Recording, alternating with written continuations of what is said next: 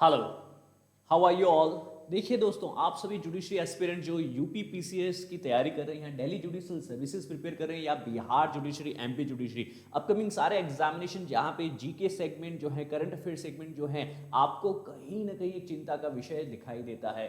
आपको अब उस चीज के बारे में बिल्कुल निश्चिंत रहना है, क्योंकि जो फैक्ट आपको परेशान करते हैं, जो करंट अफेयर्स आपको परेशान करते हैं, जो स्टैटिक चीजें आपको परेशान करती हैं, उनका एकमात्र सॉल्यूशन आपको यहाँ पे अनअकैडमी के लिंकिंग लॉस चैनल पे मिलने वाला है दोस्तों। यस, आपके सामने मैं लेके आ रहा हूं एक वन लाइनर सीरीज, जिसमें हम डेली मॉर्निंग और इवनिंग में सीखने वाले हैं वन लाइनर्स। हिंदी और इंग्लिश दोनों भाषाओं में बाइलिंगुअल होने वाला है और बहुत ही इंपॉर्टेंट ये कोशिश होने वाला है, क्योंकि कई जगह पे सेगमेंट उन स्ट्राइक पे चलने वाले हैं हम जहां पे सबसे महत्वपूर्ण प्रश्न पूछे जाते हैं, ठीक है ना।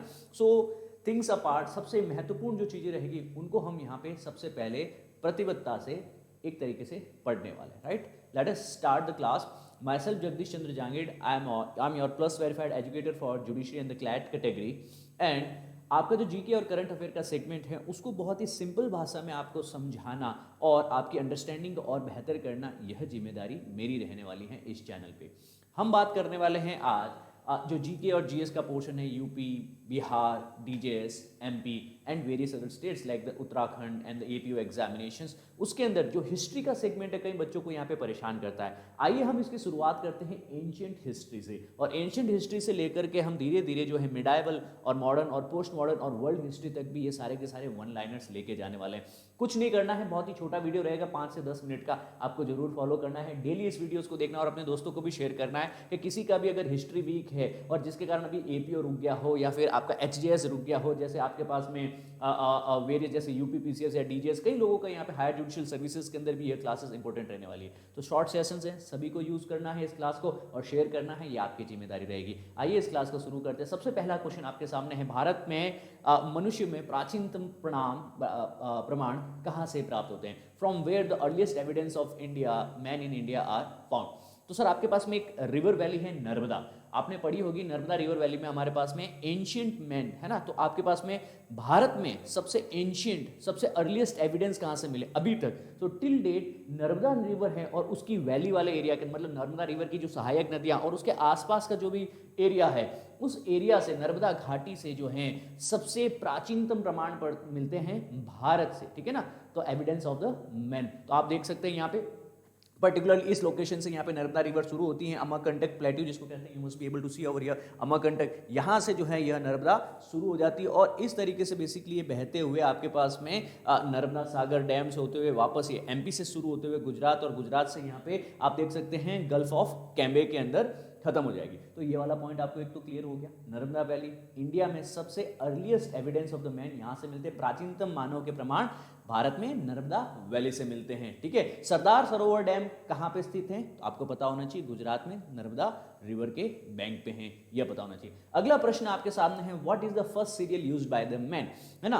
तो यहाँ पे मनुष्य ने सर्वप्रथम किस अनाज का प्रयोग किया था, यह प्रश्न पूछा जा सकता है। देखिए बार्ले, जिसको हम जो कहते हैं, ठीक है ना, कई अनाज हमारे पास में मिल सकते हैं जैसे कि राइस, व्हीट, बेस, बार्ले, ठीक है ना, कई सीरियल्स हैं, ग्रेन्स हैं जिनको हम कंज्यूम करते हैं। तो प्रश्न कैसे पूछे जाते हैं एग्जाम में? फर्स्ट, लास्ट, रिसेंट, एक्सेप्शन, इस तरीके के प्रश्न पूछे जाते हैं और इसी दृष्टिकोण से हम यहाँ पे यह चीज आपके सामने लेके आए। तो सबसे पहले ह्यूमन बीइंग, ह्यूमन सिविलाइजेशन में सबसे पहले जो है बार्ले की खेती की गई थी, है ना। So first serial use by man, जो सर्वप्रथम जो अनाज यूज किया गया था वो था जौ। जौ आपने देखा होगा, ये इस तरीके का होता है, लगभग 8000 BC। अभी जो चल रहा है एनो डोमिनी कहते हैं 2021 AD, है ना। तो आप 8000 वर्षों के अंदर 2000 वर्षों को और जोड़ दिए, लगभग 10,000 वर्ष पहले जो हमने सर्वप्रथम अनाज का प्रयोग किया था वो क्या था? बार्ले था, जो आज भी जो है मुख्यतः कई ट्राइबल एरियाज में और सीरियल कोर्स एरियाज के अंदर भी प्रचलित है। आगे बढ़ते हैं, यहाँ पे जो हम बात कर रहे हैं एक बहुत ही इंपॉर्टेंट इंडस वैली सिविलाइजेशन के एरिया की। From which place the earliest evidence of agriculture in Indian subcontinent has been obtained. भारतीय उपमहाद्वीप में कृषि के प्राचीनतम साक्ष्य किस स्थान से प्राप्त हुए हैं? तो आपका आंसर रहने वाला है मेहरगढ़। मतलब भारत, हमारा जो सबकॉन्टिनेंट, मतलब इंडिया, पाकिस्तान, अफगानिस्तान, है ना, ये अपने पास में श्रीलंका ले लो, है ना, बांग्लादेश ले लो, ये पूरा का पूरा जो हमारा एक उपमहाद्वीप सबकॉन्टिनेंट है, इस पूरे इंडियन सबकॉन्टिनेंट में सबसे पहले खेती कहाँ हुई थी, है ना, उसके जो प्राचीनतम साक्ष्य जो हमको मिले टिल डेट हमारे नॉलेज में जो है, भविष्य में ये बदल सकता है, अगले 5-10 साल में हो सकता है कुछ नए ऐसे आर्कियोलॉजिकल एविडेंस हमारे पास में आए कि यह साक्ष्य बदल जाए, परंतु आज का फैक्ट ये कहता है कि सर मेहरगढ़ एक ऐसा एरिया है जहां पे प्राचीनतम एग्रीकल्चर के हमारे को क्या मिल रहे हैं, we are getting the best possible earliest evidence of the agriculture in Indian subcontinent. ठीक है, तो ये पर्टिकुलर इंडस वैली सिविलाइजेशन की बात की जा रही, हड़प्पा, मोहनजोदड़ो ये देख सकते हैं, लोथल वाला एरिया देख सकते हैं, और यहीं पे पाकिस्तान के अंदर इंडस वैली के आसपास में आपके पास में एक एरिया है मेहरगढ़, और इस मेहरगढ़ वाले एरिया के अंदर पहले ही माना जाता है कि भारतीय उपमहाद्वीप में सबसे पहली खेती इसी एरिया के अंदर शुरू की गई थी लगभग 8000 वर्षों पहले, यह याद रखना है। भीमबेटका जो पेंटिंग है मध्य प्रदेश का एरिया है, मध्य प्रदेश के अंदर आपके पास में रॉक पेंटिंग से वो बहुत ही फेमस है ना, तो एक तरीके से रॉक्स के ऊपर, पत्थरों के ऊपर, है ना, यहाँ पे आपके पास में पेंटिंग की गई है, तो यह जो है आर्ट्स जो है वो बहुत ही फेमस है, पैलियोलिथिक साइट्स हैं, इसमें भीमबेटका भी एक इंपॉर्टेंट पैलियोलिथिक साइट है जो आपको पता होना चाहिए। ठीक है ना, अपार्ट फ्रॉम इट यहाँ पे भीमबेटका की जब आप केव्स में जाएंगे तो इस तरीके की कुल आपको जो है वहां पे पेंटिंग्स दिखने वाली है, तो रॉक पेंटिंग्स के नाम में मध्य प्रदेश के अंदर एक इंपॉर्टेंट लोकेशन हो गई भीमबेटका। तो भीमबेटका केव्स हैं, भीमबेटका केव्स किसके लिए फेमस हो गई, भीमबेटका केव्स इन रॉक पेंटिंग्स के लिए फेमस हो गई। सर इसकी लोकेशन याद जरूर रखना, आपके पास में इसकी सबसे इंपॉर्टेंट लोकेशन कौन सी रहने वाली है, इंडिया के अंदर हमारा एमपी स्पेसिफिकली, है ना, और एमपी के अंदर आपने देखा होगा भोपाल के थोड़ा सा साउथ में जाएंगे तो यहाँ पे भीमबेटका आप देख पा रहे हैं, भीमबेटका देख पा रहे हैं आपके पास में, ठीक है ना, यहाँ पे पंचमारी देख पा रहे हैं, पेंच नेशनल पार्क देख पा रहे हैं, ठीक है ना, कई नेशनल पार्क और कई लोकेशंस यहाँ पे दी गई है। भीमबेटका जो है यहाँ पे एक हेरिटेज साइट है, बहुत ही इंपॉर्टेंट है पैलियोलिथिक साइट्स में। फिर अगला प्रश्न पूछा जा रहा है कि in which country cotton cultivation for cloth was first introduce, कौन से कंट्री के अंदर, कौन से कंट्री में जो ये कॉटन है इसको सबसे पहले कपड़ों के निर्माण के लिए, कपड़ों के निर्माण के लिए सबसे पहले सर्वप्रथम इसको यूज में लाया गया था। सर हिंदी में कपड़ों के लिए कपास की खेती सबसे पहले किस देश में शुरू की गई थी, तो हमारा भारत, है ना, तो पहले कपास उगाया जरूर जाता था, तो पर्टिकुलरली ये जो वाइल्ड में होता था इसको कपड़ों के लिए जो है इसकी खेती शुरू करना यह भारत में किया गया था, यही हमारा जो है इसको कह सकते हैं इंडियन सबकॉन्टिनेंट वाला एरिया, है ना, तो इस पूरे इंडियन सबकॉन्टिनेंट वाले एरिया के अंदर सबसे पहले, है ना, लगभग 8000-6000 वर्षों पूर्व जो है हमारे पास में कॉटन की खेती शुरू की जाती है, स्पेसिफिकली कपड़ों के लिए। किसके लिए सर, स्पेसिफिकली कपास की खेती सबसे पहले शुरू की गई कपड़ों के लिए भारत के अंदर, यह याद रख सकते हैं। इंडस वैली सिविलाइजेशन में इसे थोड़ा सा आगे बढ़ते हैं, तो in which place horn deity engraved on terracotta cake has to be recovered. Terracotta cake मतलब, टेराकोटा का मतलब होता है मिट्टी से बना हुआ स्ट्रक्चर, है ना, एक तरीके से मिट्टी से बनी हुई कोई स्ट्रक्चर हो सकती है ना। टेराकोटा केक पे उत्कीर्ण एक सींग वाले देवता किस स्थान पर प्राप्त हुए, तो कुछ ये देखिए, ये जो पत्थर के आपके पास में जो स्लेट्स हैं इनको बेसिकली टेराकोटा मिट्टी की बनी हुई केक्स वगैरह इसको मानते हैं। अब इसके ऊपर उत्कीर्ण किया गया है, उत्कीर्ण देख सकते हैं, वन हॉर्न डेटी, मतलब एक तरीके से देवताओं का, यहाँ पे एक सींग वाले देवताओं का उत्कीर्ण किया गया है। अब ये पूछ रहा है कि यह जो है आपके पास में टेराकोटा केक कहाँ से प्राप्त हुए हैं, राइट, ये प्रश्न पूछा गया है, भविष्य में पूछा जा सकता है। आपको गुजरात का एक इंपॉर्टेंट एरिया नाम याद रखना है, सुरकोटाड़ा। क्या नाम है आपके पास में, सुरकोटड़ा, और ये सुरकोटड़ा जो पर्टिकुलर एरिया है ये यहाँ पे गुजरात के अंदर है, जो कि इंडस वैली सिविलाइजेशन मोहनजोदाड़ो से लेकर के यहाँ पे सुरकोटड़ा और ये लोथल बहुत इंपॉर्टेंट, लोथल आपको पता होना चाहिए। एक और फैक्ट लोथल के बारे में, ये पूरे इंडस वैली सिविलाइजेशन का क्या था, पोर्ट के राप में जाना जाता है, एक तरह का बंदरगाह था, यहाँ पे शिप्स, डॉकयार्ड्स काफी पाए जाते हैं। आज भी जो है आर्कियोलॉजिकल सर्वे ऑफ इंडिया कई नई नई चीजें यहाँ से खोद के निकालता है, राइट। सुरकोटड़ा में क्या मिला है हमको, Surkotada Gujarat, Indus valley civilisation, Sindhu घाटी सभ्यता की एक बहुत ही इंपॉर्टेंट प्लेस है, और यहां से हमको एक सींग वाले देवताओं की उत्कीर्ण की हुई टेराकोटा केक मिलते हैं, मतलब एक तरीके की सील्स है, ये ना, एक तरह की सील्स है, पत्थर के ऊपर बेसिकली ऐसी आकृतियां बनाई हुई हैं, है ना। तो इसका इंटरप्रिटेशन जो है हम आज भी निकालने की कोशिश कर रहे हैं। यहां पे अगला प्रश्न पूछा जाता है, आर्यन शब्द का क्या अर्थ है। आर्यन, कई लोग कहते हैं ना सर, अभी हाल ही में ये वर्ड न्यूज में भी रहा है, अगर आपको पता हो किस लिए, तो आर्यन जो शब्द है बेसिकली किससे रिलेटेड है। आर्यन शब्द संस्कृत का वर्ड है जिसका मतलब होता है सुपीरियर रेस या श्रेष्ठ जाति। सुपीरियर रेस या जो श्रेष्ठ जाति यहाँ पे बोला जाता है, संस्कृत में इसका एग्जैक्ट मतलब होता है नोबल, है ना। इसका रीजन ऑफ ओरिजिन देखा जाए ना, आर्यन, आर्यन जो है ये ईरान और इंडिया के एरिया के अंदर जो स्पेल किया जाता था, आर्यन, अरियन, आर्यन, आर्यन, है ना, अलग अलग नामों से सरनेम वगैरह में भी ये पॉपुलर रहा है ईरान और भारत में मध्यकाल और एंशिएंट इंडिया के अंदर। सर यहाँ पे जो नाम है आर्यन वह संस्कृत शब्द है, आर्य शब्द से, संस्कृत का वर्ड क्या है आर्य, और आर्य से ही बेसिकली जो आर्य के फॉलोवर्स है, जो डिसेंडेंट्स है, उन्हीं को बेसिकली आर्यन शब्द दिया गया है, ठीक है, आर्यन शब्द दिया गया है। तो आर्य शब्द का क्या मतलब हो गया, नोबल, सुपीरियर, हायर बाउंड, जिसको श्रेष्ठ जाति भी माना जाता है। तो कुल मिलाकर के लगभग आज से 3 से 4 हजार वर्षों पूर्व यहाँ पे जो आर्यंस का बेसिकली बताया जाता है कि वह भारत के नहीं है, वह बाहर से आए हुए हैं, ठीक है ना। तो आर्यन रेस थ्योरी के बारे में भी आपने कई बार पढ़ा होगा। तो यह शब्द का मतलब कई बार पूछा जाता है, तो मतलब आपको पता होना चाहिए दोस्तों। अपार्ट फ्रॉम इट एक और इंपॉर्टेंट सी न्यूज आपके पास में आती है कि where is the famous dialogue between the Nachiketa and the Yama is mentioned, है ना। तो यहाँ पे कठोपनिषद करके एक उपनिषद है, क्या नाम है, कठोपनिषद या कथा उपनिषद भी इसको कहा जाता है। पहली बात, इस उपनिषद के अंदर, कठोपनिषद के अंदर बेसिकली जो है यम, आपको पता है यम, राइट, और आपके पास में नचिकेत, नचिकेत और यम के बीच का संवाद यहाँ पे दर्शाया गया। नचिकेत और यम के बीच का प्रसिद्ध संवाद कहाँ पे उल्लेखित है, कठोपनिषद में उल्लेखित है ना। It's a dialogue with the death, मतलब यम के साथ में यहाँ पे जो है नचिकेत कंजर्वेशन में आता है और एक डिस्कशन होता है कि एक मानव की प्रकृति क्या है, ज्ञान की, नॉलेज की क्या प्रकृति है, आत्मा सेल्फ की क्या प्रकृति है, और लिबरेशन, मोक्ष कैसे मिलने वाला है। तो कठोपनिषद बहुत ही इंपॉर्टेंट है, एंशिएंट इंडियन टेक्स्ट है, और एक तरह का यह कथा उपनिषद भी है जो एक तरह का कन्वर्जेशन हमारे सामने लेके आता है। याद रखेंगे, नचिकेत और यम के बीच का यह एक तरीके से संवाद रहा है।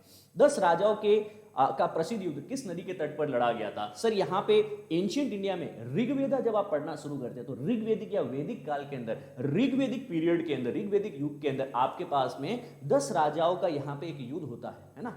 यहाँ पे भरत आपने पढ़ा हो, है ना, भरत, और उसके अलावा कई और ट्राइब्स हुआ करती थी आसपास। तो राजा जो भरताज थे और उसके अलावा कई जो ट्राइब्स जो हुआ करती थी, उन ट्राइब्स के बीच में यहाँ पे लड़ाई होती है ना, एक नदी के आसपास में। ये पूछ रहा किस नदी के तट पर ये लड़ा गया था, ठीक है ना। The famous battle of the 10 Kings fought on the banks of which river, English में पूछा जाए तो यहाँ पे एक नदी का नाम आता है ऋग्वेदिक रिवर, पुरुषनी रिवर। क्या नाम है?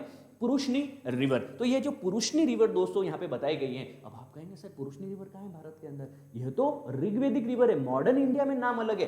तो जब आपको एंशिएंट इंडिया पढ़ना है, एंशिएंट इंडियन के क्वेश्चन आएंगे तो पुरुषनी रिवर दे दिया गया, आप सर खो जाओगे, सर मतलब क्या हुआ? पुरुषनी रिवर यहाँ पे देखिए आप, मॉडर्न इंडिया के अंदर जो मॉडर्न नेम है रिवर्स के चेंज है ना। यहाँ पे उसके आगे देखेंगे आप तो ऋग्वेदिक टाइम के अंदर भी बेसिकली यहाँ पे नाम दर्शाए गए हैं। ऋग्वेदिक टाइम जैसे सिंधु नदी को आज जो हम इंडस नदी कहते हैं, इंडस रिवर, उसको वहां सिंधु नदी कहा जाता था। आज जिसको हम झेलम नदी कहते हैं ना जम्मू कश्मीर के अंदर, उसको वहां पे वितासा नदी कहा जाता है ना, वितास्त नदी कहा जाता था। आज चेनाब को उस वक्त अक्षिणी कहा जाता था, रावी को पुरुषनी नदी कहा जाता। तो ये पुरुषनी नदी है, यह रावी नदी है। तो कई बार आपको पूछ लिया जाएगा कि यहाँ पे ऋग्वेदिक नदियां कौन कौन सी थी, है ना। तो आपके पास में 6-7 नदियां जो हैं आपके पास में सामने नाम है, यह याद रख लेना, बहुत ही इंपॉर्टेंट होने वाली ये नदी। तो रावी को क्या बोलते थे? पुरुषनी नदी बोलते थे। व्यास को क्या बोलते हैं? विपास नदी। व्यास का अपभ्रंश देख लो, व्यास विपास, ठीक है ना।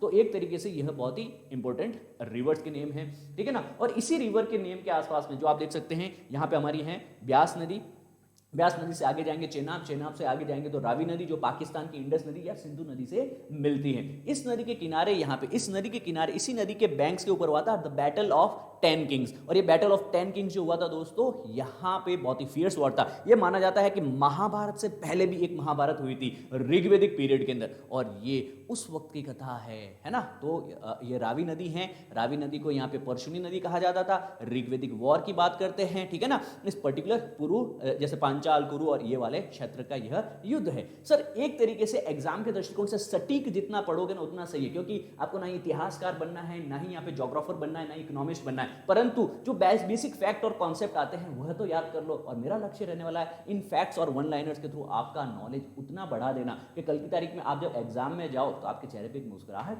बनी रहे, ठीक है ना। तो यह जो बैटल ऑफ 10 किंग्स हुआ था, है ना, this is first allotted in the 7th Mandla of the Rigveda. तो ऋग्वेद के अंदर आपके पास में 7वें मंडल में इसका व्याख्यान दिया गया है कि राजा भरत और बाकी जो कन्फेडरेशन ऑफ ट्राइब्स है उनके बीच में यह युद्ध हुआ था। ऋग्वेदिक समय का यह युद्ध है।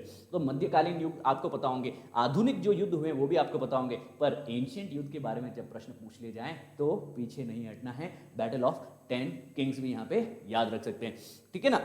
यहाँ पे अगला क्वेश्चन है कि in which language was the Shrimad Bhagavad Gita was originally written. तो श्रीमद् भगवद गीता ये लिखी गई है, ये ओरिजिनली कौन सी भाषा में लिखी गई है सर आपके पास में, है ना, मूल रूप से ये कौन सी भाषा में लिखी गई है? तो श्रीमद् भगवद गीता के अंदर देख सकते हैं कृष्ण भगवान जो है अर्जुन को यहाँ पे उपदेश देते हुए पाए गए, ठीक है ना।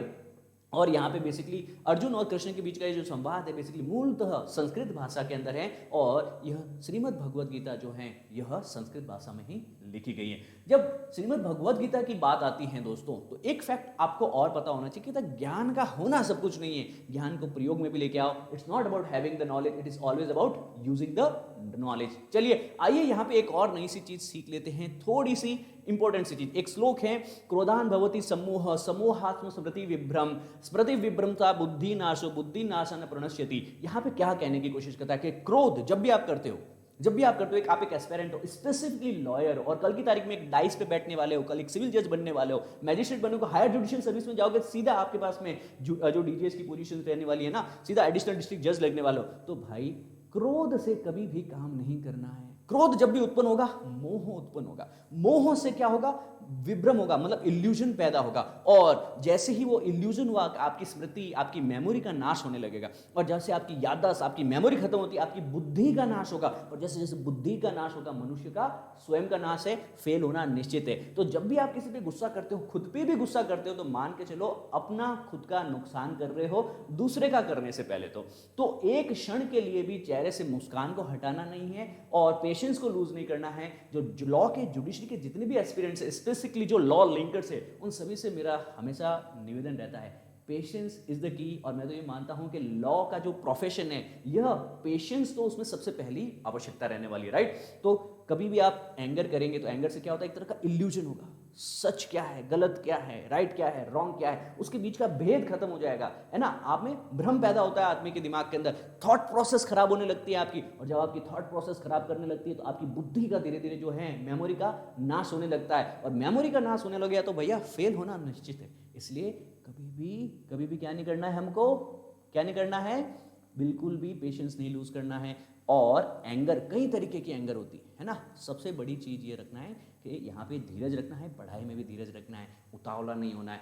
अगर कोई परीक्षा, चाहे आपके एपीओ हो, आरजेएस हो, एचजेएस हो, अगर किसी कारणवश रुक सी गई है दोस्तों, चेहरे पे स्माइल कभी लूज नहीं करनी है। ये जो मेरे 15-20 मिनट के छोटे छोटे वीडियोस रहेंगे ना, डेली आपको मिलने वाले हैं, और डेली आपको पढ़ने भी हैं दोस्तों से भी शेयर करने, उनका भी नॉलेज धीरे धीरे बढ़ाएंगे। जीके जीएस का जो आपका डर है वो खत्म करेंगे, और आपके एक नहीं 10 द्वार और खोलने वाले, क्योंकि जीके जीएस अगर आपने क्रैक किया तो सर आपको पता होना चाहिए कि आईपीसी, सीआरपीसी, सीपीसी तो पढ़ते ही हैं, इसके अलावा जीके जीएस किया तो बाकी और स्टेट्स के भी सारे के सारे एग्जाम हम लिख पाएंगे। 18 राज्यों में जीके जीएस पूछा जाता है, उसको एस करना है, and this is the time when you just do it. जाने से पहले मैं बहुत ही बेसिक बात बताना चाहता हूं, जुडिशरी का मेंस का लिंकिंग बैच हम ऑलरेडी यहां पे लॉन्च करने वाले हैं, आरजेएस और एचजेएस मेंस के लिए। आप जल्दी से ज्वाइन कर सकते हैं, 15 दिसंबर से ये बैच लॉन्च होने वाला है। 3 महीने के लिए यह आप इस क्लासेस को यूज कर पाएंगे। प्लस सेम क्लास के अंदर ही आप, जैसे सपोज आप लिंकर्स इस मेंस बैच के अंदर आ रहे हैं, तो बाकी अन्य बैच भी सेम प्राइस में आप अवेल कर पाएंगे। जुडिशरी आइकॉनिक बैच भी ले सकते हैं, इसमें आपको लाइव 1-to-1 मेंटरशिप मिलेगी, आंसर राइटिंग प्रैक्टिस मिलेगी, और डाउट सॉल्विंग सेशंस भी मिलने वाले हैं, राइट। प्लस हर आपके पास में फ्री स्पेशल क्लासेस होती हैं हर रोज, इसका टाइम पीरियड आपको भूलना नहीं है। जैसे कि आपके जो जुडिशरी पीसीएस जे की जो प्रिपरेशन के जो टेस्ट होते हैं, लाइव टेस्ट को हमेशा अवेल जरूर करते रहना। अनअकैडमी एप्लीकेशन को डाउनलोड कीजिए अगर अभी तक आपने डाउनलोड नहीं किया है, और मुझे फॉलो कीजिए, जगदीश चंद्र जांगीर नाम से आप सर्च कर सकते हैं। मेरा प्रोफाइल लिंक आपको वीडियो के डिस्क्रिप्शन में मिल जाएगा। और अनअकैडमी एप्लीकेशन पे भी मेरी हर रोज शाम को क्लास होने वाली है। क्लास का टाइमिंग रहने वाला है शाम को 5 बजे। इन क्लासेस को जरूर अवेल कीजिए, विद स्टैंड कोड को यूज करके उन क्लासेस को आप अनलॉक कर पाएंगे। और official Telegram channel Unacademy linking law, इसको आप फॉलो कर लेंगे, और इसी के एडमिन सेक्शन में जाकर के कैप्टन GK_JJ सर से आप मुझे कोई भी क्वेरी है वह पूछ पाएंगे। एग्जाम से रिलेटेड कोई भी प्रश्न है आप किन को भी यहाँ पे पूछ सकते हैं। तनसुख सर हैं, मेरा यहाँ पे नाम दे रखा है, बाकी और भी एडमिन हैं। स्पेसिफिकली जीके से रिलेटेड क्वेरी है, आप मुझे फॉरवर्ड कर सकते हैं एग्जाम और विषय से रिलेटेड। बल्क्स बाउंटी प्रोग्राम के अंतर्गत इस वीडियो के अंदर कोई भी इनअप्रोप्रिएट कंटेंट आपको लगता है जो आपको पढ़ाया गया, आप रिपोर्ट कर सकते हो उसे। First to report will definitely get the prize on the same. That's the bulks bounty program. With this being said, thank you very much class, thank you so much for attending this class in a live way. और जरूर share कीजिएगा और like कीजिएगा इस video को अगर आपको ये वन लाइनर्स अप्रोच अच्छी लगी हो तो दोस्तों। थैंक यू, जय हिंद।